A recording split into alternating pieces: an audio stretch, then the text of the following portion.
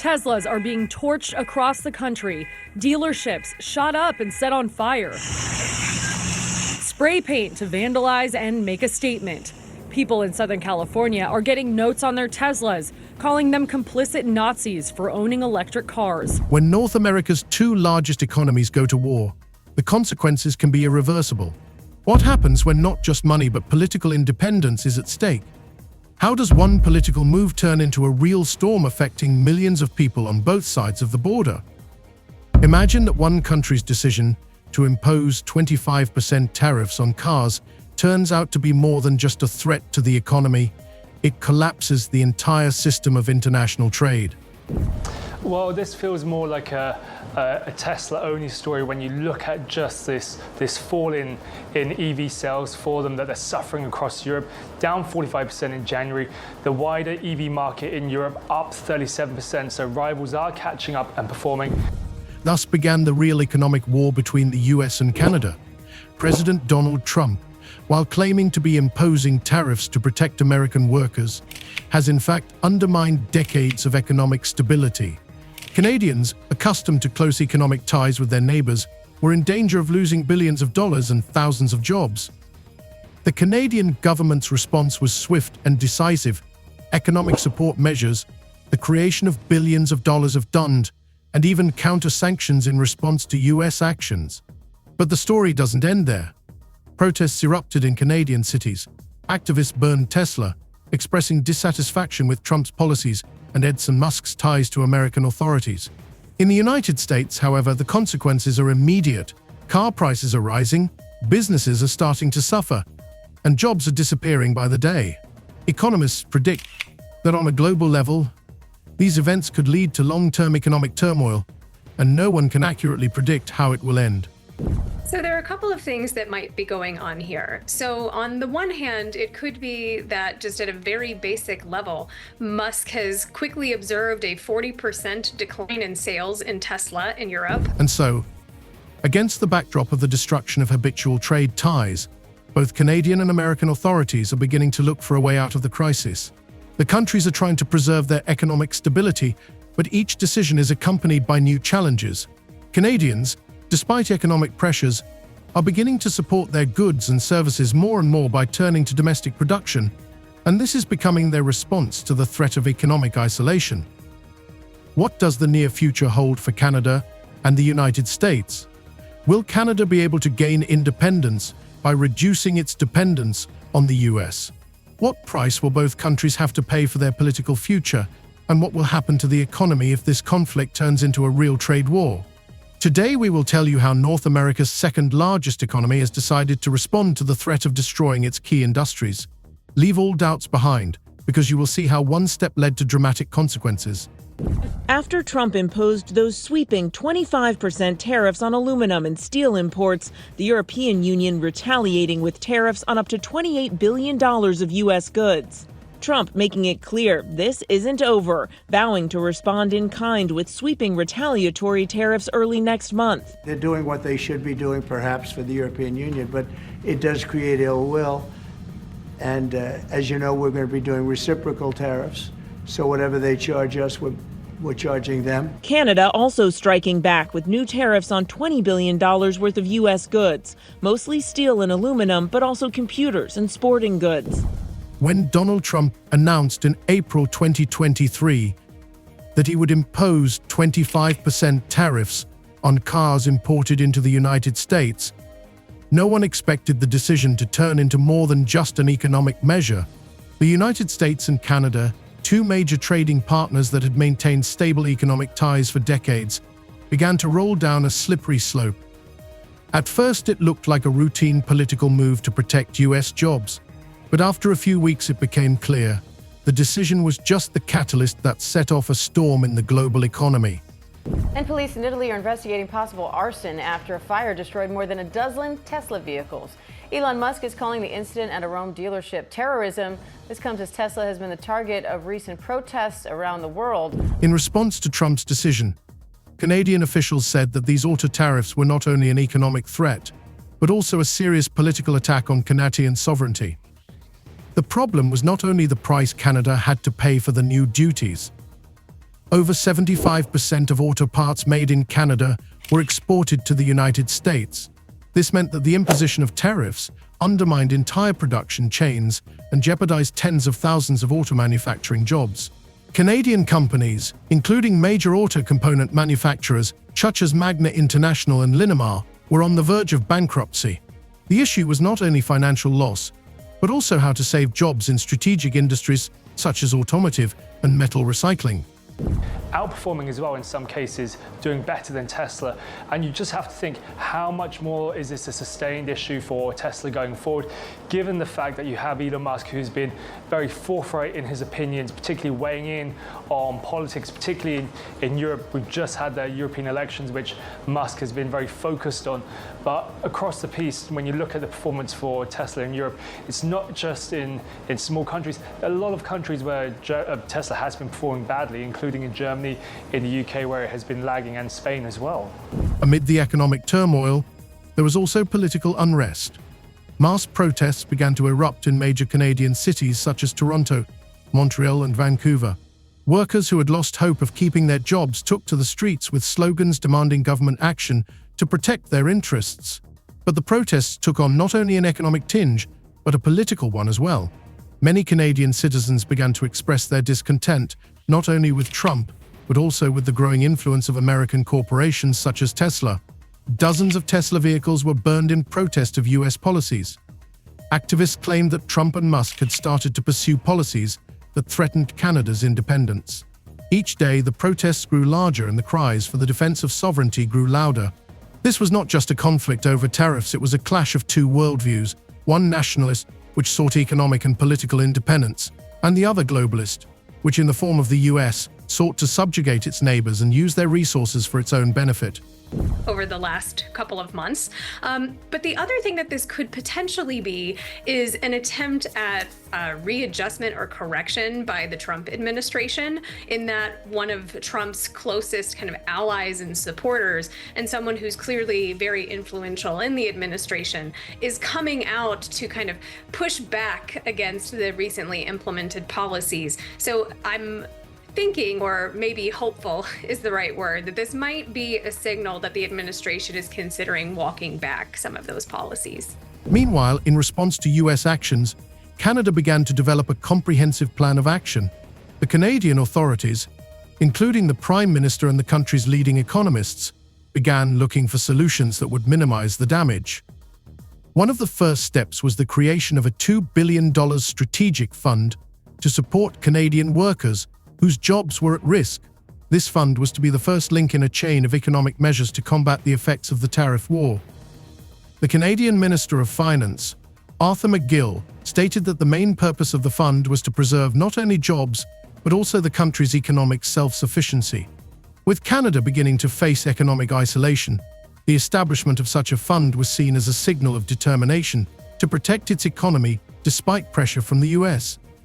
Tesla shares have slumped by more than 9% amid a fall in sales in Europe. The electric vehicle maker posted lower sales across 5 European countries, including France and the UK. Joining us now to discuss this is CBS News foreign correspondent Remi Inocencio.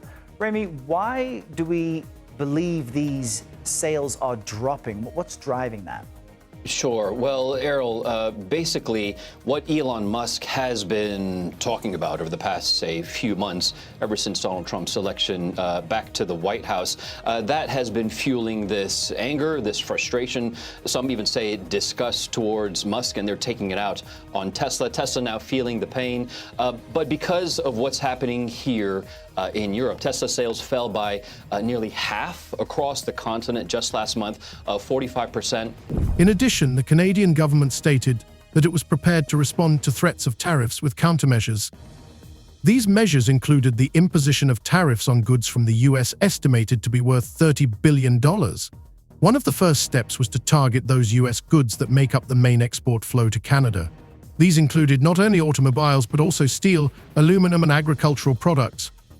This was a kind of political statement. Canada was not going to silently accept US actions. The retaliatory measures were a blow not only to the US economy, but also to its political reputation. Economists on both sides of the border began to say that this conflict could escalate into a global trade war. that would affect millions of jobs around the world. Meanwhile, in Canada itself, the situation continued to heat up.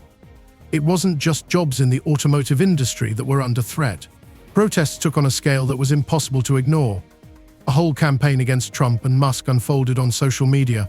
Activists began organizing pickets and rallies at which they demanded not only the abolition of tariffs, but also the creation of tougher measures to protect the Canadian economy. The protests took on the character of mass actions that reached not only working-class neighborhoods, but also financial centers such as Toronto. This was not just a protest against U.S. economic policies, but a movement that came to symbolize the struggle for independence and the rights of Canadian citizens. I mean, the things that he's doing is not trying to make America better.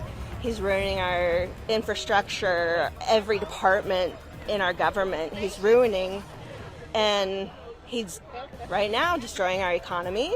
He's taken away all of our allies. We're a pariah in the world.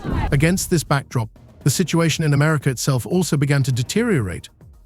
In response to the imposition of tariffs and increased costs, small and medium-sized businesses in the U.S. began to face shortages of raw materials, which in turn caused price increases and job cuts. Public sentiment in the U.S. began to heat up, and this in turn affected the political atmosphere. But despite the growing discontent among the population, Trump was not going to back down. He continued to insist on the need to protect the American economy, which only increased the gap between the two neighboring countries. Canadian economists and political analysts have begun to suggest that this conflict will not be limited to tariffs. It could signal a change in the global trading system, where countries will be forced to seek new alliances and markets to avoid dependence on the U.S.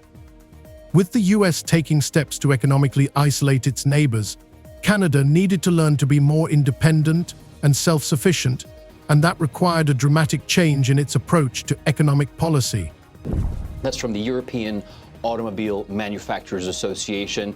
People just choosing with their wallets to not buy Teslas because of that Musk-Trump association. And actually here in London, an activist group called Everyone Hates Elon actually have been hacking bus stop signs with posters. I actually passed one yesterday. First, I wasn't quite sure what was happening, but it said the words 0 to 1939 in 3 seconds. Illusion here, 0 to 60 in like 3 seconds or something. But this poster was alluding to the start of World War II, and the image was of Musk giving that hand salute that we saw at Trump's inauguration that many have attacked as a Nazi gesture. Musk, though, has neither admitted or denied what he was doing. But we're seeing the knock-on effect of that anti-Musk anger across Europe and in terms of sales. But despite the efforts, many experts argued that the conflict was becoming more dangerous by the day.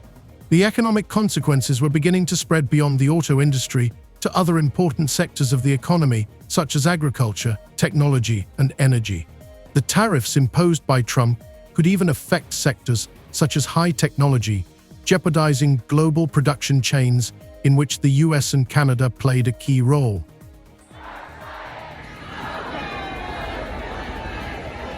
When Canada realized that tariffs on cars imposed by the US could seriously undermine its economy, the government decided to act decisively. In response to threats from Washington, the Canadian authorities began to develop a strategy that would not only protect national interests, but also strengthen the country's independence. First of all, it concerned the creation of a fund that was to become a kind of shield for the Canadian economy.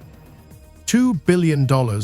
That was the amount allocated by the Canadian administration to support domestic production and protect jobs. The fund was to be a vital tool to contain the effects of the economic isolation that the US was seeking to push Canada toward. But they are not ruling out the possibility that this was arson. At the same time, as you just mentioned, there are groups that have been organizing ongoing and peaceful protests at Tesla dealerships around the world. These demonstrations targeting Elon Musk and his affiliation with the Trump administration. Italy's prime minister is said to be close friends with Musk, and there were reports that Teslas have been vandalized in her hometown in Italy. Diane. But supporting the fund was not the only step. Canadian authorities began to massively implement measures to not only preserve production chains, but also to create new jobs in other industries. First of all, the government focused its efforts on the development of high-tech industries, such as renewable energy and future technologies. Tax incentives for green technology startups were introduced, creating hundreds of new jobs in this dynamic field. Thus, Canada began to diversify its economy to be less dependent on external factors, especially the influence of the United States. This economic plan was a response not only to the tariffs, but also to the political pressure that came from Washington. Canadian leaders at all levels began to make strong statements emphasizing that Canada would fight for its independence despite any external threats. In the process of discussing the issue, politicians called for the defense of the country's sovereignty, not only through economic methods but also through political ones. This led to an increase in political tension when, amid the imposition of tariffs, debates erupted about the need to strengthen the Canadian Army and increase budgetary spending on national security. Although these measures may have raised questions in part of the public, the majority of citizens supported the government's tough line, believing that preserving independence and protecting national interests in the face of the threat of economic isolation were priorities. KTLA Samantha Cortese joins us live with more on the wave of vandalism in protest of Elon Musk and his role in Washington. Sam? Hi, Sharon, Micah. The ATF and FBI are collaborating with federal, state, and local law enforcement to investigate acts of domestic terrorism surrounding Teslas. Canada's political leadership also realized that the country needed the support of international partners to strengthen its position.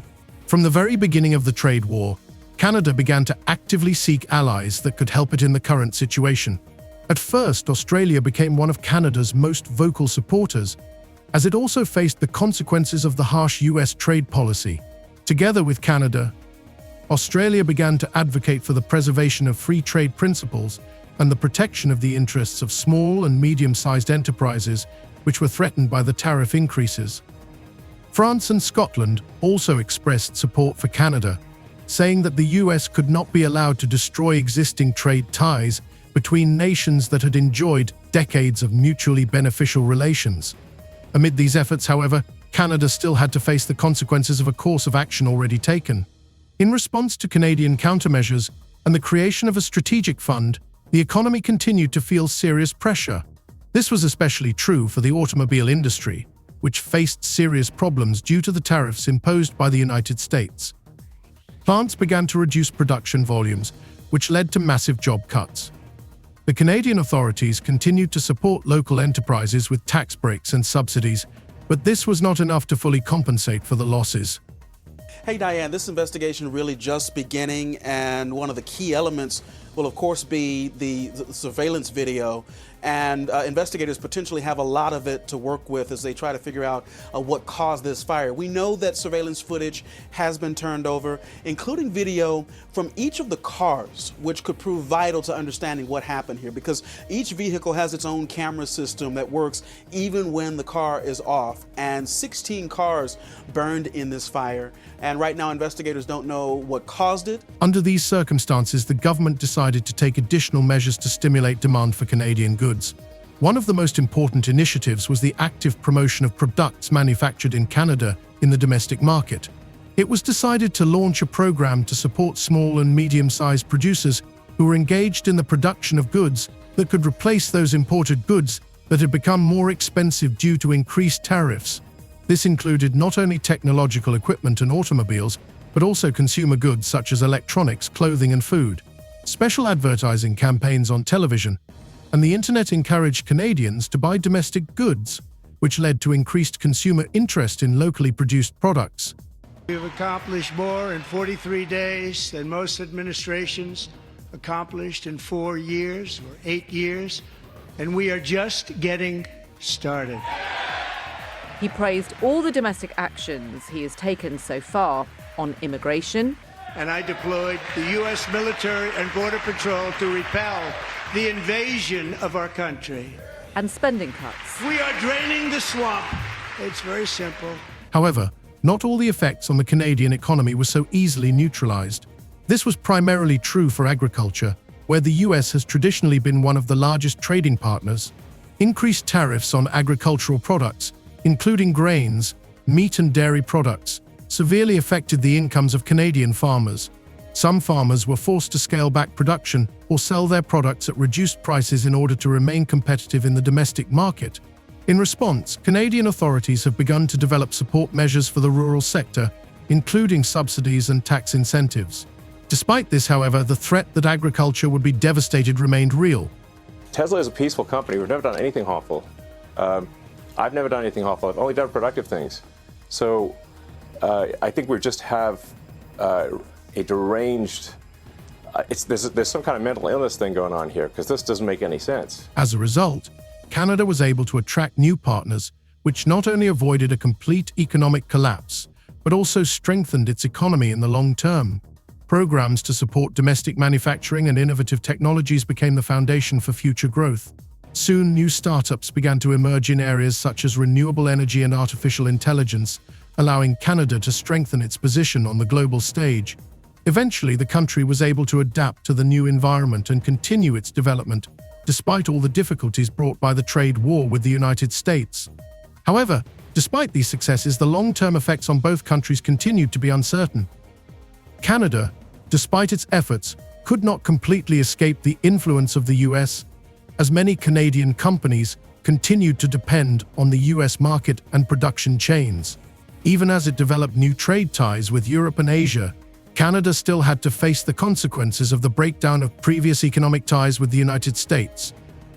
Economists warned that over the long term, this conflict could lead to difficulties in global trade, since the Canadian and US economies were highly interconnected. In turn, the US situation also remained unstable, and a trade war with Canada led to an inevitable economic deterioration. Over time, amid growing discontent, it became clear that the effects of this war would be felt for years to come. Ultimately, despite attempts by both sides to find a compromise, the trade war between the US and Canada led to long-term changes in the global economic landscape. Each country continued to fight for its interests, but their relationship was damaged and the future remained uncertain. Canadian officials and economists realized that it would take time and adaptation to the new economic environment to overcome this crisis. However, the future of trade relations between these countries remained in doubt, despite all efforts, and the world continued to watch how the story would unfold.